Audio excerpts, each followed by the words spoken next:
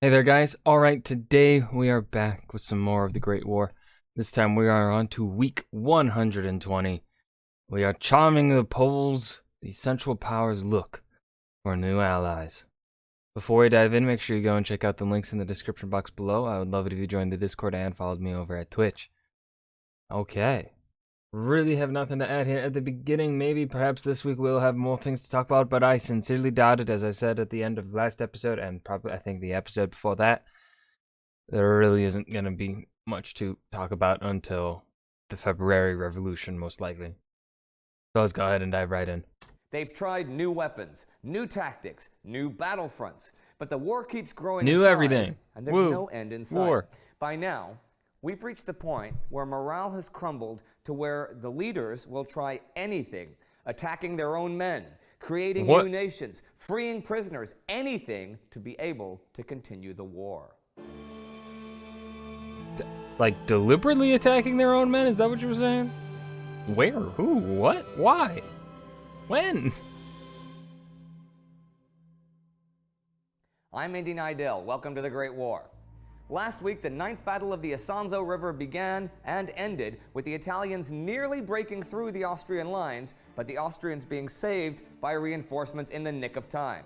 The Romanians held their own in the mountains, the Bulgarians were pushed back in the Balkans, and German flying ace Oswald Belke met his fate.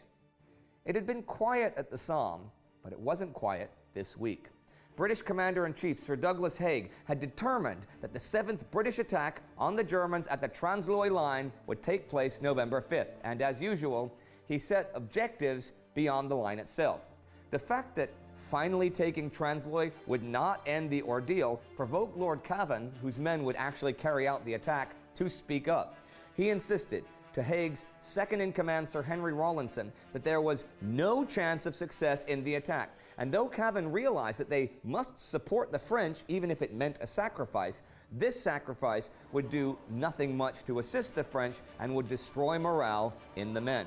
Rawlinson didn't budge and sent for a small test attack on the 3rd to see what might be expected on the 5th. And what might be expected was failure, because that's just what happened to the test attack. Cavan said he wouldn't attack until Rawlinson had personally seen conditions on the front. So Rawlinson turned up, looked around and said, yeah, let's not do this attack.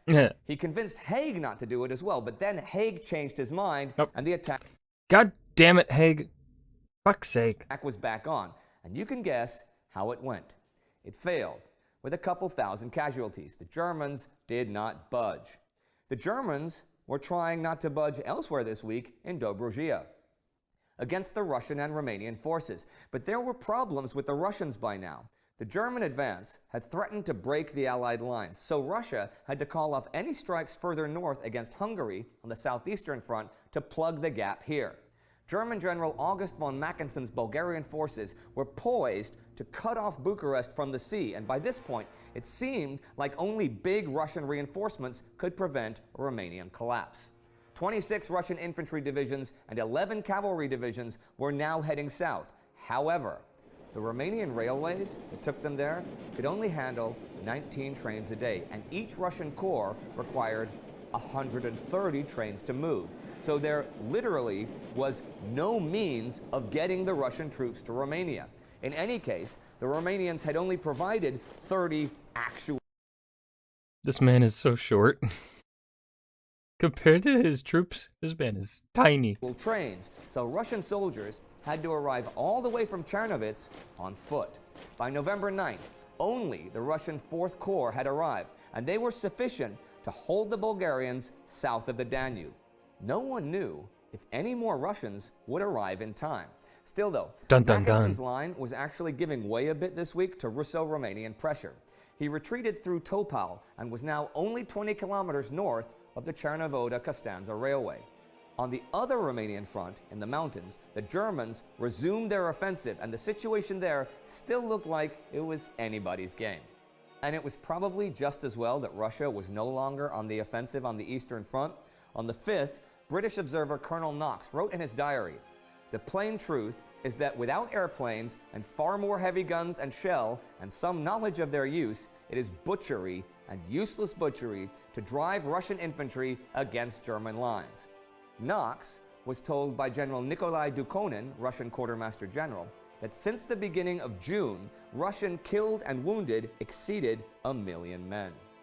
But they had not just held out against the Central Powers. The Russian summer offensive had steamrolled the Austrians and come close to knocking the Empire out of the war. And by this point, the Central Powers no longer had confidence in a decisive breakthrough because of French and British perseverance in the west, Brusilov's Russian advance in the east, and Italian tenacity in the mountains. The Kaiser thought maybe there was a political solution to the war, winning over the Polish to the German cause. General Erich von Ludendorff dreamed of a Polish army under German leadership that could fight in the east so Germany could concentrate in the west. On November 5th, Germany and Austria-Hungary announced that Poland will be established as an independent state with Warsaw as capital. But Germany would keep a tight grip on her, and the Poles wanted political power, not just military. Polish military leader Józef Pilsudski said, "No army without a government to command it." When government was denied, Pilsudski withdrew his 10,000-strong brigade from Ludendorff's command. This whole scenario backfired on the Germans because German Chancellor Theobald von Bethmann-Hellweg had been exploring the option of a separate peace with the Russians. But think about it.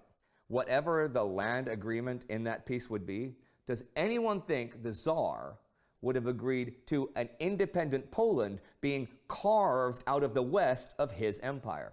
Furthermore, informal and secret talks had already taken place in Stockholm between German industrialist Hugo Stinnes and the vice president of the Russian Duma, A.D. Protopopov, but they were now discontinued.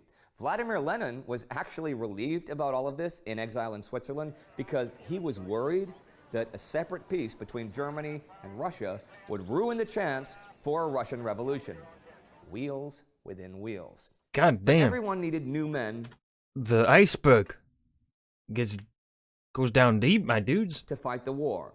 And, well, the Poles would have helped. Look at Austria-Hungary. On just the Isonzo River against the Italians, the Austrians had lost 130,000 men since August and had no real hope of replenishing their losses.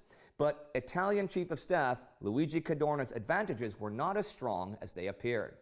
His recruits were poorly trained. Likewise, the new officers, and the little ground gained for enormous casualties was far from a limited success at a reasonable cost. And he still blamed failure on the infantry's lack of fighting spirit, and the impact of all of this on the morale of his men was obvious.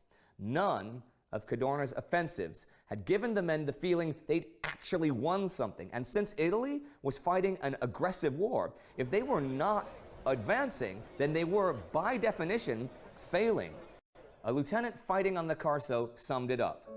It's not the dying that is the demoralizing thing, the thing that grinds you down. It is dying so uselessly for nothing. This is not dying for the fatherland. It is dying for the stupidity of specific orders and the cowardice of specific commanding officers. By now, there were even mutinies. Last week, 6 men were executed for mutiny, and Cadorna issued a directive that commanders had to decimate mutinous units. Morale was falling everywhere. For 2 years, at Ruhleben, I feel like if word were to spread about mutinous units getting decimated, I feel like that would backfire. Just knowing how humanity tends to work in these situations. POW camp in Berlin, prisoners kept their spirits up by hoping the war would soon end. But after the British and Germans agreed to exchange all civilian prisoners over 45 years old, everyone else realized that they were going to be there for a long time. One guy sent home, Israel Cohen, wrote on November 6 in the preface to the first published history of Ruhleben camp, hundreds of tragedies are being slowly and secretly enacted behind the brick walls and barbed wire fence of Ruhleben, of men torn from their families, reft of their livelihood, and tormented daily by gnawing anxiety about the future struggle for which physical privation and mental depression are rendering them more and more unfit. And here are some notes to end the week. On November 5th at Verdun, the French occupied the whole of Vaud. On the 6th came the defeat and death of Ali Dinar, former Sultan of Darfur, near the frontier at Wadai. That same day, the liner Arabia was sunk by torpedoes off the Greek coast. On the 7th, Woodrow Wilson was elected to a second term. Boo! Fuck you, Wilson. As United States President. And on the 9th, Portuguese troops were now ready to leave for the Western Front.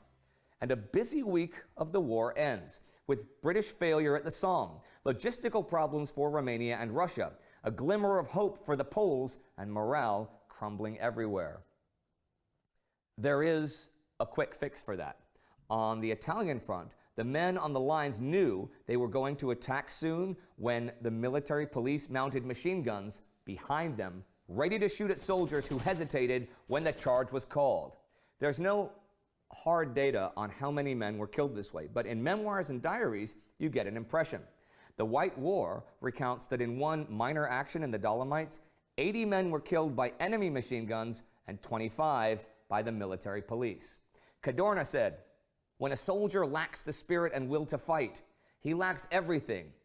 Unlike most Cadorna-isms, this is actually pretty true, but he also believed in the converse, that having spirit and will made soldiers unstoppable, and this is one great falsehood of modern war. More often than not, the soldiers would break under these conditions and suffer from what was then called shell shock. If you want to find out more about the psychological effects of modern war, you can click here to watch. And that was Charming the Poles. The Central Powers look for new allies. The Great War, week 120. Yeah, it was a week. Lots of things happened, but again, it's right, an action-packed week, but nothing really to talk about. Things happening, nothing to really speak on. So I hope you guys enjoyed. Remember to hit that like button and subscribe for more, and I'll see you guys in the next video. Peace.